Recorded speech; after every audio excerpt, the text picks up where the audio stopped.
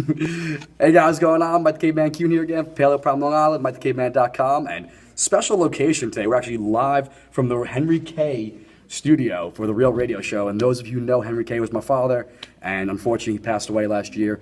So he was on the Real Radio Show with Frankie D, and they actually went and they renamed the studio, their new studio. So I was on the show tonight. They might be bringing it back on, talk a little bit more health. But for now, it is 8 o'clock, Monday nights with Mike. So make sure you get your questions in. Start putting them down in the comments. I'll wait for them to come in.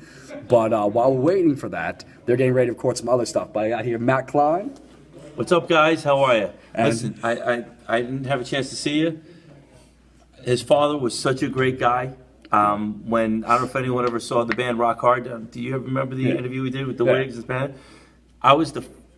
He was the first interview that I ever had to deal with, and I had to come walking out in these spandex, and you see everything. Yeah. And your dad was a little, not intimidated, but he didn't know what to do with me.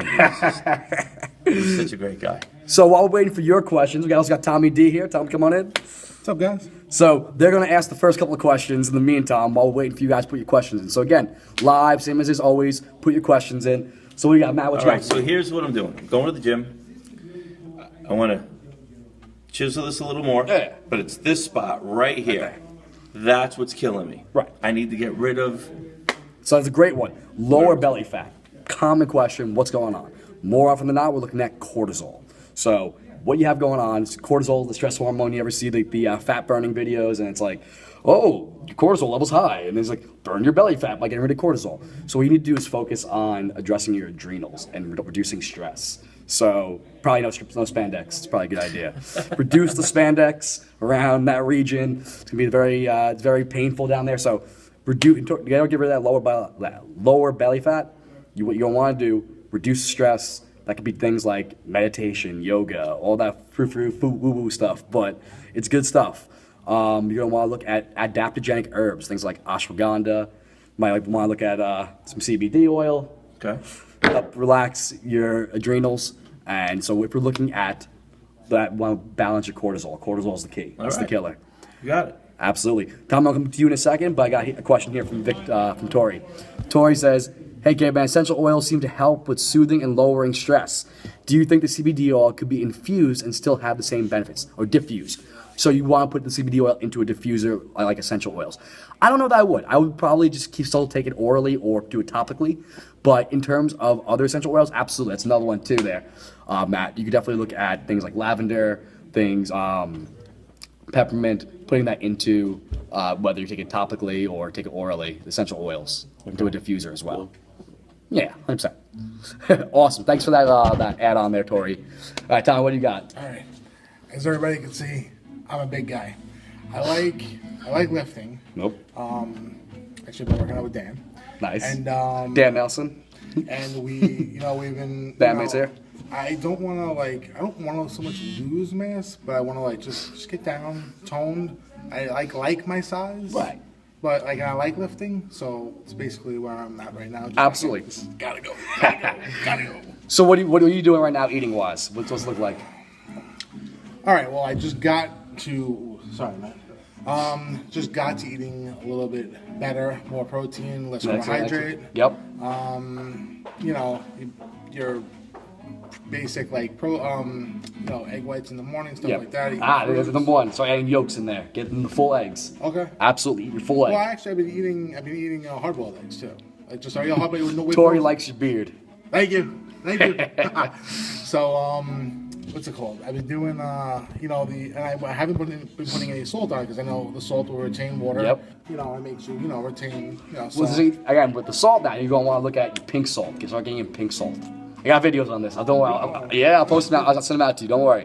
Yeah, Dan's been watching them, so make sure you go. He said he's sharing them. I don't know. If you didn't see him, he did. I did see him like the whiskey one, but a little slower than normal right now. Let's see if we get some questions. I think people are confused, like, what are all these people doing here? Because normally it's just me doing my sex worker voice. Gotcha.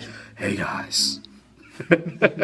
So again, let's get your Q&A questions in there. Like I said. A little bit of change of scenery right now, broadcasting from the Real Radio Show, the Henry K studio, so pretty awesome. Matt just creeping in the background right there. Hey. How you doing?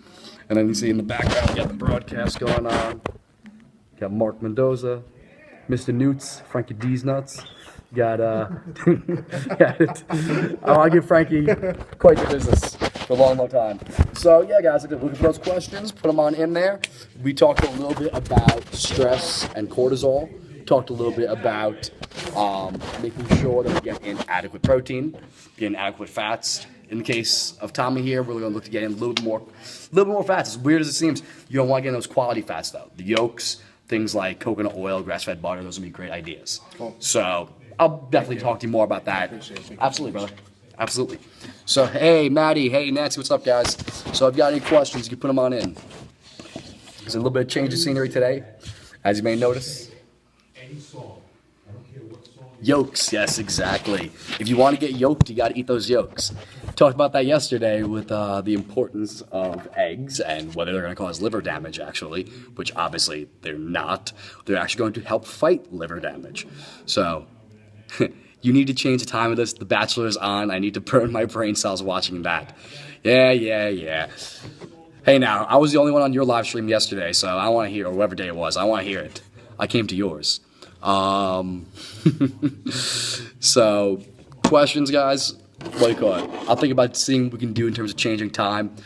In terms of tonight, like I said, change the pace because first time that Frankie asked me to come down, or first time I was able to come down for the Real Radio Show, which was my dad's show, and we are now in, we'll say, officially, even though that's reversed, the Henry K Studio.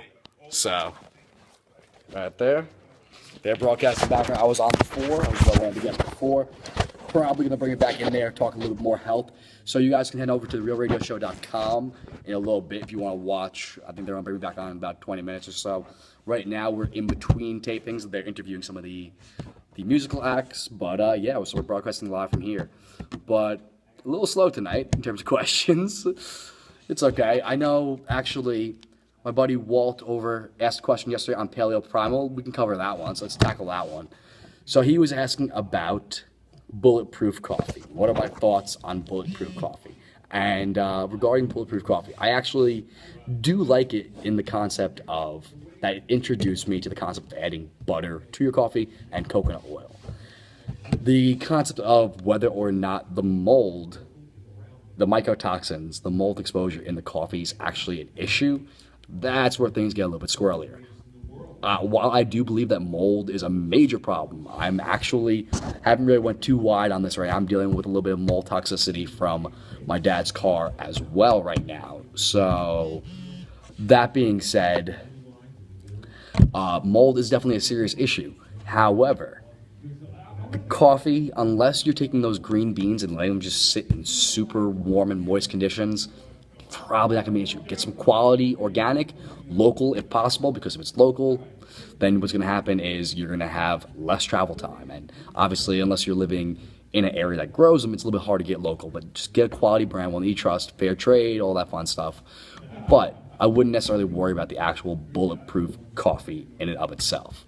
So in terms of what we're looking at there, we're looking at organic, fair trade just for the fun's sake, make sure that people were treated right, but not necessarily worrying about the actual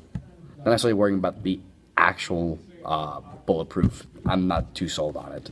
Mold is the reason they can't have Sophie anymore. What's Sophie? Reason why Luke can't have Sophie. Is that some kind of baby food, perhaps? I don't know. But yeah, mold definitely an issue. In terms of bulletproof coffee, I definitely like putting coconut oil and MCT oil in coffee. I like butter. Other than that, don't worry about the mold, more often than not. If you have other things going on, like other chronic inflammatory response syndromes, so CIRS going on, then yeah, you're going to want to focus on the quality of the coffee. But that's where the organic comes in. The most popular baby toy. Got it. Fair enough. There's mold in the baby toy. I'll look into that. I feel like that's might be a good video topic. Should you be concerned about the mold in Sophie? That didn't sound right. Tori says, I've been focusing more on decaf. I've read that the process itself puts unnecessary, focusing more on that. But the process itself puts unnecessary ingredients into it. Do you think that coffee that uses the Swiss water process is the best choice? Absolutely. So, I'm blanking out on what they use, if you can help me out with that. But I know, yeah, they put it through, it's not like arsenic, but they put it through something stupid. Yes, the decaffeination process is a little squirrely. So, they actually are, might be recalling a custom mold. Okay. Are medicinal mushrooms good, despite them being fungi? That is a great question, Murray. So, yeah, Tori, if you can let's go back to yours for a second. If you can look up or just tell me what they are using normally to decaf it. So you've been looking into. I know it is something squirrely. But are medicinal mushrooms good? Yes, medicinal mushrooms are excellent. I actually did a video on that 2 weeks ago. But yes, I think that you can have some tremendous benefit, especially for what you're going through, something like cordyceps. So cordyceps, similar to the ashwagandha, which is an herb, cordyceps is a mushroom that has adaptogenic properties. So I definitely look at cordyceps. And actually, for Matt's question earlier regarding the cortisol and lower belly fat, we're actually going to want to look at things like that too. So ashwagandha, cordyceps, so medicinal mushrooms. Other medicinal mushrooms, things like chaga and reishi and maitake, all of those, lion's mane, turkey tail, those all have incredible immune boosting properties. They could actually potentially help burn fat. So medicinal mushrooms, excellent stuff. Fungi in and of themselves are not inherently bad, same as bacteria. There are probiotic fungi and there are pathogenic fungi. So in the case of mold, yeah, mold is not a good fungi. Whereas something like Saccharomyces boulardii or those medicinal mushrooms, those are excellent fungi. Or even culinary fungi or magic fungi. That's a whole nother story. So yes, medicinal mushrooms, excellent for you. Definitely go with them. In your case, definitely cordyceps. That link, I don't dare touch that right now, Maddie, but I'm assuming that's the link to the baby toys and the mold. So awesome, thank you. I'll take a look at that later. Yeah, so we talked about a little bit about cortisol and stress, and talked about salt and fats and everything. Talked a little about the CBD for a second. Talked about some mold and whether we should be worried about that when we're talking about bulletproof coffee, but their actual coffee. I like the coconut oil and the butter. The rest of it, not really that important. Let's see. Talk about the decaf process. What is that decaf process again? Yeah, let's look that up real quick. Because Tori is falling asleep on the job and not commenting to me, or just is delayed comments, and it's my fault. Decaf. What do they use? Is it formaldehyde? It's something squirrely. It is. I really can't think right now. What do they use? Get some awesome music in the background right now. It's an independent band, or independent act. So, like I said, we're at the Real Radio Show tonight. I was interviewed earlier. Let's see. Decaf. Come on, let's pull this up.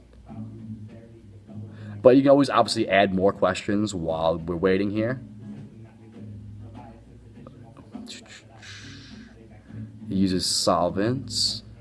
Most of them use water, organic solvents, or carbon dioxide. I feel like there's another way. What's the other way? What are the organic solvents they use to decaf it? Well, like I said, guys, we're looking for more questions, obviously, as usual. So put them on in while I'm looking up what they use to decaf coffee. So, hey, Tavana, what's up? Real good. So looking for those questions. I'm pulling up right now, so I'm a little bit slow. Here we go. Decaffeination process for coffee. Again, you may get some music in the background. So what do they use? The Swiss process uses reverse osmosis. Yes, I definitely would like the Swiss process story. Looking at that right there. Anything using osmosis is usually a pretty good solid choice. Okay, the greatest challenge of decaffeination is while leaving the other chemicals intact. So, common character. So they use organic solvents. What are the organic solvents? All my questions are baby related. So Luca has had yolk, avocado, banana, apple, butternut squash. What should we try next? You're not gonna like the answer. The answer is liver. Yeah, I'll wait for the answer. I'll wait for your reply on that one. But I would definitely look at that next. I know you said that you had some issues with the kefir on the first try. I would definitely look into that again at some point, maybe a little less, maybe go 1 spoon instead of 2. Regarding the liver, do you have a Whole Foods nearby you? Are you back in New York, right? So I don't know if you have one up there. If you have a Whole Foods, they definitely have it. You just have to go to talk to the butcher or look in the background. Hey, Susanna, what's up? So right now, there it is. I can't find any liver that's grass-fed. Again, I just told you, if you have a Whole Foods. Otherwise, then you're kind of screwed. I don't know. I don't know what you have up there. You'd have to look and talk to them. No Whole Foods, unfortunately. Talk to them, see what they got. I would talk to butchers. I would go on eatwild.org, I think it is. And it has local and other stores that have things around you and might be able to swing something, or maybe even on the Pennsylvania border. You're close enough there that you could, make it a half-an-hour trip or maybe a little more and see if they have anything there. Just an option. So, what do you call it? Tori, I finally found it. It is dichloromethane and ethyl acetate, both of which not necessarily the best ideas. So yeah, not the biggest fan of decaf coffee. All right. Seth Peterson asked this guy all nutrition questions. He's brilliant and handsome. Love you, Leon. Always good times. Perfect. I'll try that. Thanks. But what else should he try? So you've done butternut squash. Have you done sweet potato yet? But everything you have there, I'm pretty cool with the yolks, avocado. That's usually so yolks, avocado, sweet potato, liver. Those would be the first 4 I'd say go with. From there, again, I know we didn't do well with the kombucha, the kefir the first time around, but I'd maybe look at even like either some bone broth. I would definitely look at a little bit of bone broth, maybe a little bit of sauerkraut, some kind of fermented cabbage. I might look a little bit, again, not a lot. Like, that was a lovely picture, right? If people that just joined us were like, what the is wrong with this guy? Yeah, so definitely I would probably look liver number 1, then potentially look at like some sauerkraut even. A good idea. Well, you, Mark, you got any questions? I'm live, man. We got questions? Yeah, come say hi. All right. Everybody. Who are we talking to, man? We are talking to, we got 10 people on right now, but it's popping in and out. Everybody say hi. It's Mark Mendoza. You may have seen him before. He's a pretty popular guy. So, you have a health question. Oh, man, I have a health. Listen, I not so much question as comments, all right? Don't get old and don't have to rely on things, because eventually it's getting to the point where I'm going to rely on medication and walkers and that's what I'm here for. Prosthetic devices, and I'm telling you, I'm getting old. I'm 60. I'm not that bad though, because I know a lot of people. Right. You had a run around life, so exactly. I have a run around. Yeah, wild life, so I'm pretty energetic, but it's a huge difference from being 30 to being 60. 100%. Okay, and that's where things like the nutrition, everything come in, man. Absolutely. Yeah, that's where I'm at. Trying to live that way, without a doubt. Trying to live that way. Yeah, we had your best friend Matt on before, and my best friend Matt. Yeah. Had nothing to do with that. He's certainly not even a friend. All right, so let's see what we got. So you tried sweet potato when he was 4.5 and didn't seem to sit well. Ferment the sweet potato? That's a new one. I've never really had fermented sweet potato. But yeah, I would say ferment. I was talking about the cabbage, like sauerkraut. Go a little bit fermented sauerkraut versus saying, okay, testing your pH level. Okay, Susanna, that's a great question, Susanna. Are we talking blood pH or urinary pH? So, the reason why is I did the video on whether you should be trying to make your body whether you should be eating alkaline foods. And the reason why, it's very easy to make your urine pH go alkaline. It's not very easy to make your blood go alkaline. In fact, you really don't want to make your blood particularly alkaline. So, urinary pH, what that's going to give you idea of is more of your electrolyte balance. So essentially, your blood pH is very tightly regulated. Later, Maddie. But your blood pH is very tightly regulated by your electrolytes, okay? And I never really bought into the acid alkaline issue until I started looking into parts about that. And then it's another, hey, what's up? Dan creeping in the background, say hi, Dan. Dan Nelson here. That's not a beard on my bass player. This is a beard. Actually, it's true. No. Come on. You know what's funny is Tori was commenting on the beard, but Tori, if you're still here, we got quite a couple beards here. But no beard on Alton. No beard on. What's No the beard on me. How's everyone doing? So And Mike's gonna teach me how to choke people out. that's right. It's all over. It's all of them. So, Susanna, I'm going to finish up with yours in a second. Joanna, that's a great question about drinking tap water. I actually did a whole video on that. More often than not, you'll probably be fine. However, I would try and do filtered water when possible. I'll put a link to that video in there, but depending on where your location's at, provided we're not like pulling a tap out of like a completely muddy one. If you know it's an actual city, your affiliate, it shouldn't be a problem. So definitely, you can get by. I mean, I never did back in Cortland. I never actually trusted the water up there, but it will generally be fine. The amount of the issue, the adulterants they'll find in there probably shouldn't be an issue, and that's probably the biggest place to stress. Yeah, Brita, definitely. Yeah, Brita's fine, pure. At some point, if you could invest in an actual filter, that's definitely a good idea as well, long term. But in terms of just stressing over it, there's so many other things you could stress over it instead. I usually do tap it. I'm lazy. Yep. So going back to Susanna, going back to your question with the pH. So the acid alkaline balance, your body normally manages that pretty well. So yeah, Berkeley is actually really good, Murray. I keep like glossing back over Susanna's comment because I got interrupted by Mark and Dan and everybody. But essentially, what's going to happen is when you take that water, when you take that pH, in order to keep your blood pH pretty tightly regulated, you need those electrolytes to actually do that. So in that process, you're using those electrolytes. If you don't replace them from somewhere, then your body probably could actually change. So your urinase is going to give you a reflection of immediate. If you didn't have enough potassium and let's say you went and did a bunch of processes that are going to cause you to be more alkaline or more acidic, then yeah, you might notice that in your pH. So in terms of what it's actually going to do for you immediately, probably not much for most populations. Diabetics, maybe. People dealing with severe inflammatory responses, yeah, you could potentially see some benefit from that.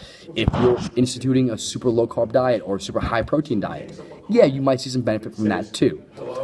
Best thing to eat to replace electrolytes, so you want potassium containing foods, you want magnesium containing foods, sodium, so pink salt, beet greens. Beet greens are a great idea. Some nice sauteed beet greens. I know Murray, I know you got yours, you sent me the picture of that earlier. You got your beet greens in. Avocados, which apparently we're getting banned now, and there's going to be a wall around avocados. I don't know, I just briefly heard about that before. So avocados, though, if you can find them. So the beet greens, what else in terms of electrolytes? Coconut water, just coconut in general, but coconut water is a decent one. Ideally, cracking open an actual coconut, not necessarily getting the Zyco. You had them for dinner. Were they good? Were they at least any good? Joanna, what were we laughing, crying about? We looking at I don't know, but yeah. So in terms of the foods, again, avocados, sweet potatoes, which I didn't mention before, but avocados, sweet potatoes, beet greens are sneakily one of the healthiest foods like ever. They are nutrient dense to the core. But as they are a green leafy vegetable, make sure that you are lightly steaming it and or sauteing it. And they are, because they do have, oh yeah, the wall around avocado. Got it. Yeah, me being funny. Got it. Yeah. The beet greens, they do contain phytic acid, so they could actually bind up those minerals. So if you lightly steam them okay, I've heard you say that a few times. Okay, I was actually getting to that. Great question, Tavana. Okay. The reason why, phytic acid, phytates and oxalates, okay? Now, most people, not really a problem. However, if you're eating a lot of greens raw, or you do have predisposing either kidney issues, in the case of oxalic acid, kidney stones, or in case of bone density for both of them, what's happening, or just any electrolyte imbalance, anything that you're going to need your minerals for, phytic acid, it binds up, it chelates, it locks up those minerals. So calcium, magnesium, zinc, potassium, iron, they are held together by that phytic acid. And as such, when you take it in, you're not actually going to be absorbing it and using it the way you could. However, when you lightly steam it, then what's going to, or you saute it, what that's going to do is it's going to break down that phytic acid. Now, we do actually have phytases in our gut, or the bacteria in our gut can produce phytase, an enzyme to break down phytic acid. The problem is, what's wrong with most people's guts? We don't have the right bacteria, so the enzymes are thrown off, not producing quite as much, and that's a major problem. So we don't have the bacteria to break it down, and we're eating it in its whole form. So that if you had a perfect gut microbiome, if your bacteria were right on point, you had great diversity, then yeah, you probably could eat more raw greens. If you're having issues with your gut, which the vast majority of people do, that's when we absolutely have to lightly steam it and or saute it. What those are going to do is going to break down the phytic acid. You're actually going to make the minerals more bioavailable. You're going to actually be able to absorb those. So that's why it's super important that you want to absorb, why you want to slightly steam it. And the reason why I say lightly steam it and not boil it is, well, those water-soluble vitamins and a bunch of those minerals are going to go right out with that water. So unless you're going to repurpose that water in, say, like a shake or something, which I'm not really a fan of anyway, unless you're going to repurpose that water, you just lost those minerals. So that's really it. So it doesn't reduce the nutrition. Right, that's exactly it, Joanna. That's what I'm saying. Is that, so lightly steaming it, meaning you don't actually put it into the water. You get like either a steamer bucket or a colander. Yes, exactly. You put it into the colander or you put it into a steamer basket, and 7 minutes, soften it up. Make it nice and soft. And then what that's going to do is that you're not going to lose it. If you boil it, and again, I'm very clear on the lightly steam. If you boil it, you're going to lose a lot of it in the water. Any fat soluble, any little bit that's in there won't go out in the water because it's hydrophobic. Yay for chemistry. So you don't have to worry about that. You're not going to lose any of the fat soluble, a little bit that's there. But your water soluble vitamins, your minerals can be lost in the water. So it's a little bit of a balance. If you actually want the best absorption, lightly steamed. So, and honestly, you can you can lightly steam it, or you can saute it in olive oil, something like that. That's one of the few times I actually like to cook with olive oil. Cooked them in coconut oil, absolutely. That's why I like the Calton Skinny Fat, because they have the original, which is coconut only, and then they have the olive, which is olive oil and MCT oil blend, so you can actually cook it. It'll taste like olive oil. It's like a traditional Mediterranean style sauteed greens, and it's going to be able to be cooked at a higher temperature, so you don't have to worry about it oxidizing and causing those problems. So it's definitely something to look into. Calton Nutrition Skinny Fat Olive. Why is charcoal good for your stomach? Great question, Susanna. So what happens is that it's actually absorbing everything. So low chemistry on charcoal. It's literally just carbon and a whole bunch of other carbons. So carbon and hydrogens, and then big brick. It's a big lattice. Now, carbon, what's special about it is the fact that it has 4 slots it can take, meaning it can absorb a lot of things. It means it can have reactions with a lot of things. And as such, charcoal, since it's just repeating carbons over and over and over again, it can absorb pretty much everything. It's used in emergency rooms to deal with drug interactions and drug overdose. But for the purposes of the gas and everything, it's going to help to absorb the hydrogen gas. So if we're talking about things like acid reflux or burps, or we're talking even about, in the case of stomach upset, what it's going to do is it's going to absorb any extra acid, any hydrogen gas being pushed out by the bacterial overgrowth in the small intestine. It's going to absorb any of the irritants, so things like whether you're sensitive to gluten or sensitive to FODMAPs or casein or any of the irritants that could be going there, it can help to absorb some of those. It's not going to be perfect on those because those are generally large molecules, like really large molecules, but it will help. So it's definitely a great idea, emergency, kind of situation. So, yeah, any more questions you guys got going on? Look, we're getting close to calling it wrap-up time. I know there's definitely anybody watching the replay is like, what is going on here? Like I said, those who missed the beginning, we are here at the Henry K. Studio, which is named after my father. It was supposed to be his radio show that he was the co-host on. He was the lifeblood of the indie bands, and it was my first time they renamed it after him. After he passed, they actually just opened the studio a couple of months ago. They moved to a new studio. They named it in honor of him.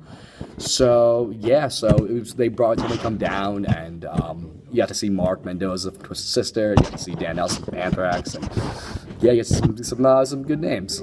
But they have to ask some questions. Mark just wanted to give some advice. That's his thing. He does some sagely advice at all times. Everybody had some questions for the most part, but yeah, so a little bit different of a show tonight, or episode, whatever you want to call it, episode 250. So I had to do something special. Plus, he asked me to come down. I figured it'd be a good, nice. The fact that I started, those of you who don't know, I started doing these the daily videos, as a means to get outside when my father was sick, and it was a way to force me to actually go outside to get 15 minutes of sun every day. And those of you who just started very recently always see me indoors for the most part. Well, we started last May, so I'll probably go back to going outside again soon, weather permitting. But back then I would go in rain or shine. I was always outside. It was just a way to force myself to get outside. So essentially, it's thanks to him that I started doing these, and it seemed like appropriate, the fact that the first time I came down to the Henry K studio, episode 250, I got to do a live stream at the same time. So a little bit slower of the questions tonight, but everybody who came on asked amazing questions. I truly appreciate everybody that was here for the live stream. If you're catching the replay, that's great too. Again, you're always welcome to ask questions in the comments on any of the other videos. Post to me, let me know what's going on, and hit me up. So just, you know what to do. Head on over, if you haven't already, to YouTube, which is youtube.com/Mike the Caveman. Over there, that's for the YouTube channel. This is episode 250. There are 249 other videos, and tomorrow will be 251, and so on and so forth. So I'm gonna keep this rolling. So if there's things you missed, I've been putting together playlists about specific topics. So if you want to learn all about supplements, all about micronutrients, and every time I cover a topic, I pop it into that. Joanna, I'm gonna post the one for the tap water in there. I did that one actually not too long ago. Absolutely, Murray. Yeah, so if you haven't already subscribed to my YouTube, I truly appreciate that. Other than that, thanks for coming on, guys, and I'll see you tomorrow.